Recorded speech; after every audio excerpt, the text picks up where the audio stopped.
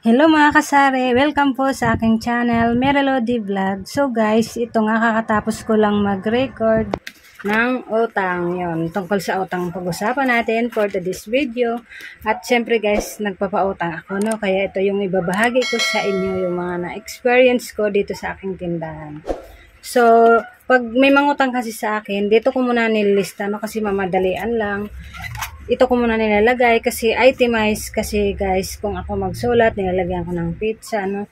Para, ayan, para di sila makatanggi. Tapos, nire-record ko na lang dito sa pinaka total na talaga, no? Itemize kasi ako mag-lista. So, ito kasi guys, kasi kaya ako nagpapautang kasi ito kasi yung advantage at saka mayroon ding disadvantage, no? Kaya ibabahagi ko din sa inyo.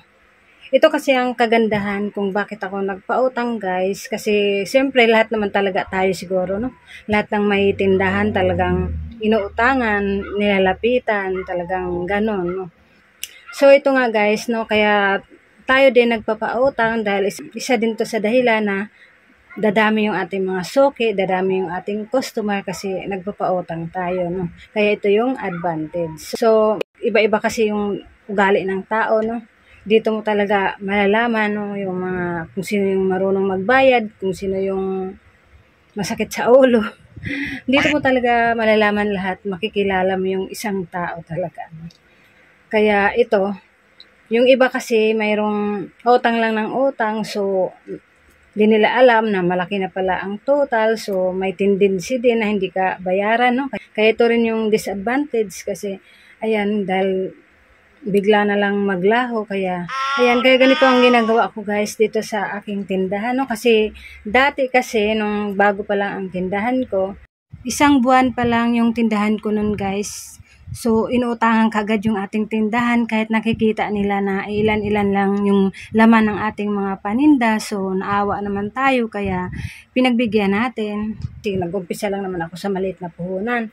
So ito nga guys, siyempre, ikaw din ay naawa dahil ganito ganyan, bibigay daw kaagad sa sahod nila, ganito, no, nagpapaliwanag. Kaya, siyempre, malambot din yung puso natin, kahit kunti na lang yung paninda natin, kailangan pa natin mag-sacrifice, kailangan pa natin ipautang, no, para sa ganun ay bibigay din naman kaagad yung bayad, no, pagdating ng sahod nila. So, ito nga ang nangyari, dahil nga, siyempre gusto ko agad natin na maubos yung paninda natin. Pero mas maganda sana kung cash, no? Kasi may pamili ka kaagad. Ang problema nga talaga sa mga tao ay mahilig sila sa utang. Kaya, ayan, maawa ka. Para lang dadami yung suki mo. Para dito na siya bibili sa atin, no? Di ba ganun? Kaya yan, pinautang ko siya. Pagdating ng sahod niya, inaantay ko. So, ito na nga, nag-antay-antay ko, no? Kasi sabi niya, lingguhan yung sahod niya. Kaya, inantay ko yung sahod. Pagdating ng Sabado, di na siya nagpakita. Kaya, yun. Kaya doon ako namang problema talaga na bakit ganun nagtitiwala kaagad tayo, na nagbigay kaagad tayo, na nagpautang agad sa kanya. Kaya, ayun, lesson learned na rin yun sa akin guys. Kasi, ayan, nagpapautang tayo na hindi natin masyado kilala. Yung mukha lang nakikilala ko kasi naawa kasi ako sa kanya, mga ganito kasi may mga sinasabi siya. So, ikaw naman ay naawa kahit ayaw mo sana ipautang kasi konti lang yung paninda mo. Kaya, ayun. Kaya, pero nandito pa rin yung listahan niya guys, no. Inabangan ko na lang kung makita ko siya ulit. At least nakatatak yung sa isip natin na may utang siya dito, no. Halimbawa naman ay maligaw siya dito, no. Pero, dati kasi may utang dito sa tindahan ko, no. At nakita ko nga siya pagkalipas ng ilang taon at dito naman bumili sa akin. So, di ko na pinaalala yung utang niya kasi di naman kalakihan din yung utang niya, no. Nasa 300 plus, so ayun, hindi naman masyadong masakit kaya di ko na lang pinaalala. So, ang inaantay ko na lang kung mangutang siya ulit para sa ganun mapaalala ko yung utang niya. Yun na lang ang ginagawa ko dito sa aking tindahan guys. Kasi para tayo pa ang nahiya maningil, no?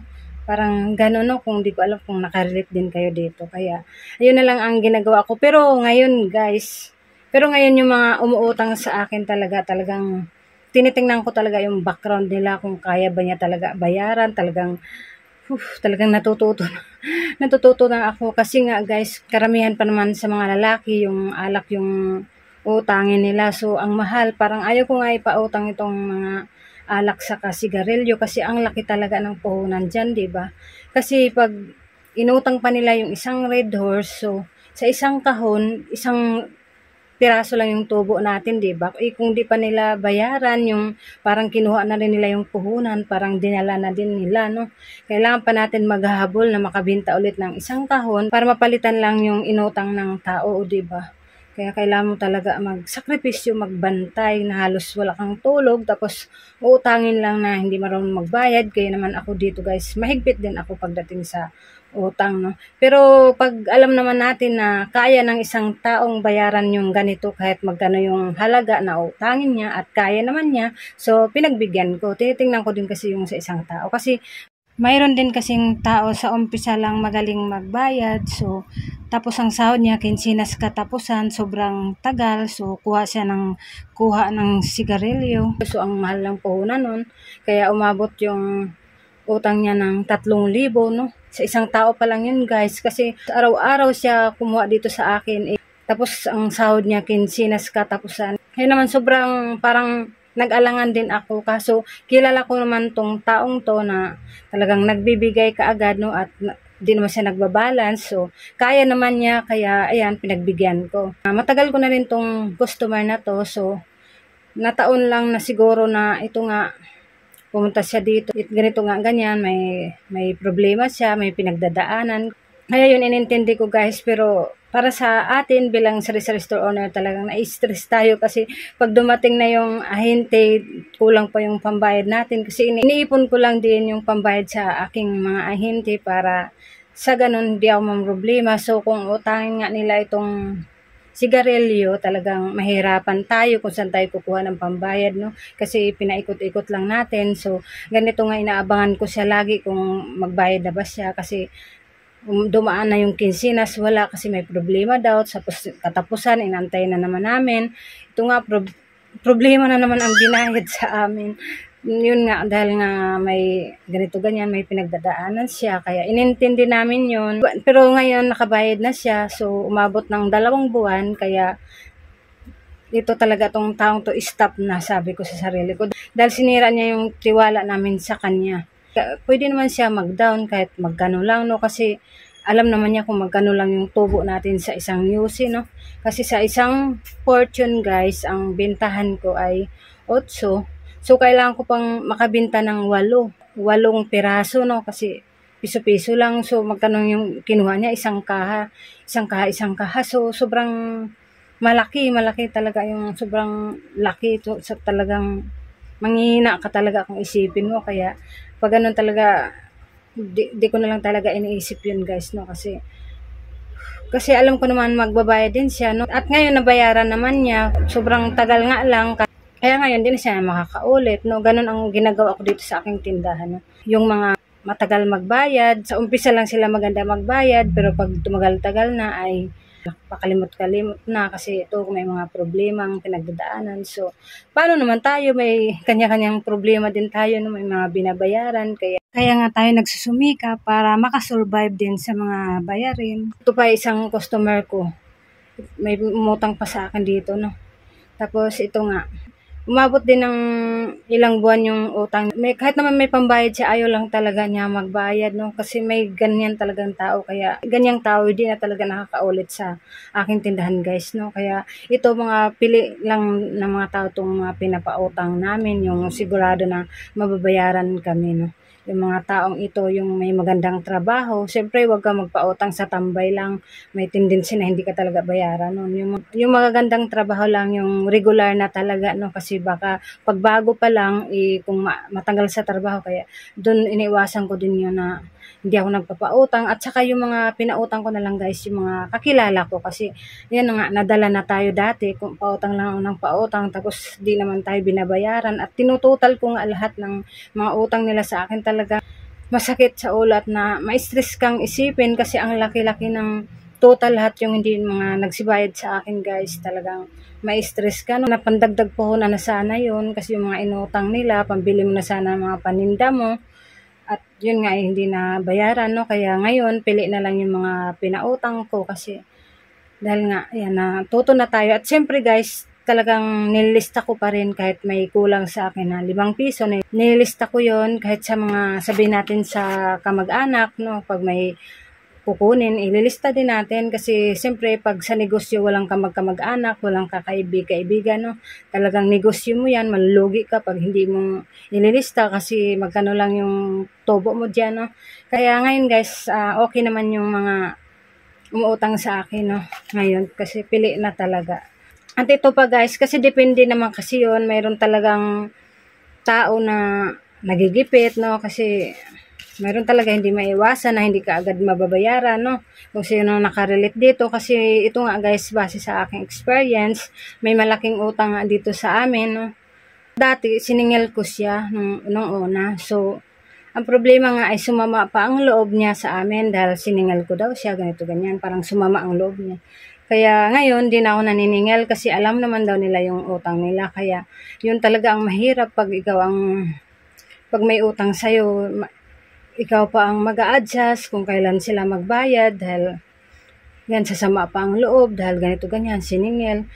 Siyempre guys, pinaalala lang naman natin na ganito ang utang na baka pwedeng magbayad, diba? Ganun naman talaga kasi siyempre pinaghirapan mo yun. May paggagamitan ka, kaya siningil mo. So ngayon, di ko na sila sinisingil kasi nakikita ko naman na talagang gipit sila din. Nagigipit sila, so ganun talaga guys, wag na lang natin isipin yon dahil ma-stress lang tayo at naintindihan naman din namin yung sitwasyon nila ngayon, no? Basta wag lang namin mabalitaan na nagbibisyo, no? Kasi nga, naintindihan namin na hindi sila nakabayad. So, mayroon pa nga akong kakilala guys na pag makatagay siya, pag makainom yung alak, hindi niya nilalagay sa tiyan, nilalagay niya sa ulo. Dapat hindi ganun, no? Kung alam mong ganun ang ugali mo, pag malasing ka, dapat huwag ka nang magtagay, no? Ganun lang talaga ang pakiusap ko sa mga lalaki dyan na manginginom. Hindi naman lahat, no? Kasi mayroon namang ibang nagtatagay na lasing na mabait naman, natutulog lang tulad ng partner ko guys, no? Nagtatagay din yan pero natutulog lang yan pag nalasing kasi yung iba kasi dyan na pag nakainom, nakakasakit sila, nakakaperwisyo ng kapwa kaya dapat wag ganun. Iwasan nyo yan. Kung alam mo sa sarili mo, kasi di naman tayo bata, tumatanda na tayo, dapat alam na natin ang mga ginagawa natin kasi nakikita ng ating mga anak kung ano mga ginagawa natin, ginagaya nila. Lahat naman tayo ay hindi perfecto, so dapat baguhin natin kung ano yung mga pagkakamali natin. Dapat ituwid natin, hindi yung ipagpatuloy pa rin ang masamang ginagawa. Dapat alam mo yan sa sarili mo at ang hirap pa ganitong kasama guys kasi parang wala kang kapahingaan, wala kang kalayaan, talagang ang hirap ng ganitong sitwasyon. Siguro kung sa akin nangyari ito, hindi ko talaga kakayanin, no? Hindi natin deserve na ganitong kasama na lagi tayong takot. So, bilib talaga ako dahil nakaya niya ang lahat, umpisa nung una pa lang hanggang ngayon. Sana talaga magbago na siya, no? Kasi ganun siguro talaga kasi walang aksyon na ginagawa sa kanya. So, dapat alam niya na dapat baguhin na niya. Kailangan pa ba niya antayin na may mawala isa sa pamilya niya? Wag naman sana, Lord. Dapat baguhin mo yung sarili mo kasi pamilyado ka ng tao, hindi ka binata para magbibisyo ng ganito ganyan. So, ang hirap pa naman pag malasing, no? Di ko alam kung nagbago na siya ngayon, no? Wag ko lang mabalitaan na ganun pa rin siya. So, ipapatulpo ko na talaga siya. Sarap na ipatulpo pa ganitong tao, no? Kasi nakakasakit siya. Masakit marinig, masakit malaman na ganito pa rin ang nangyayari sa buhay na isa sa pinakamamahal mo, no?